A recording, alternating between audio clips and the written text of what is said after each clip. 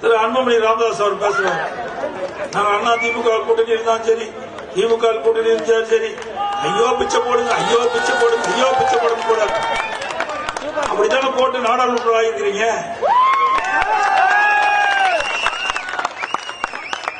அது மட்டுமல்ல, இன்றைக்கு அனைத்து இந்திய அண்ணா திராவிட முன்னேற்ற கழக ஆட்சியில் தான் ஜாதி வாரி கணக்கெடுப்பு எடுப்பதற்கு உத்தரவு போட்டது நாங்க.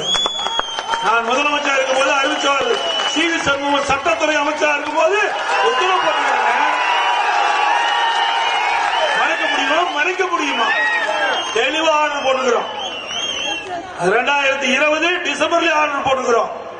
ஆனா அதுக்கு பின்பு வந்த அரசாங்கம், ஸ்டாலின் அரசாங்கம், அத காலத்தை நீடித்து கொடுக்காத காரணத்தினால காலாவதி ஆயிட்டது.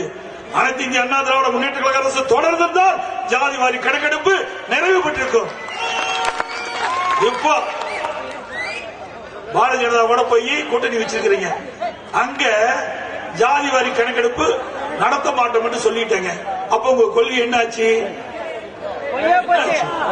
ஒவ்வொரு முறை தேர்வு வரும்போது கூட்டணி மாற்றி மாற்றி கூட்டணி வச்சு வெற்றி பெறுவாங்க. இப்படித்தான் நிலைமை.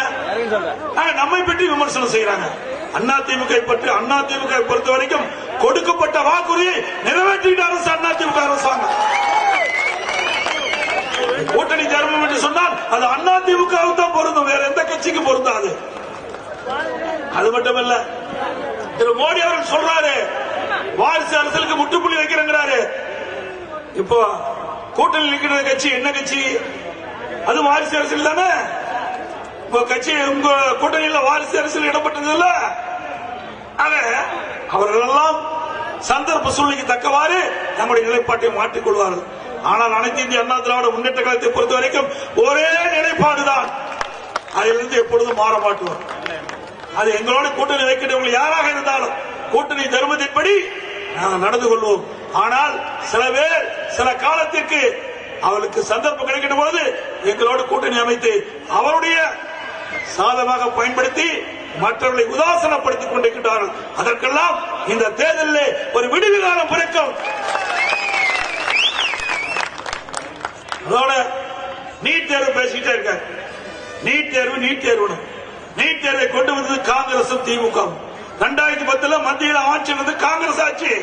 அப்பொழுது காங்கிரஸ் மந்திரி சபையில திமுக இடம்பெற்றது. 2010 December 21 medical council of India வெளியிடுறாங்க, நோட்டிபிகேஷன் வெளியிடுறாங்க. அப்போ நோட்டிபிகேஷன் தான் ஆதாரத்தோட சொல்றேன்.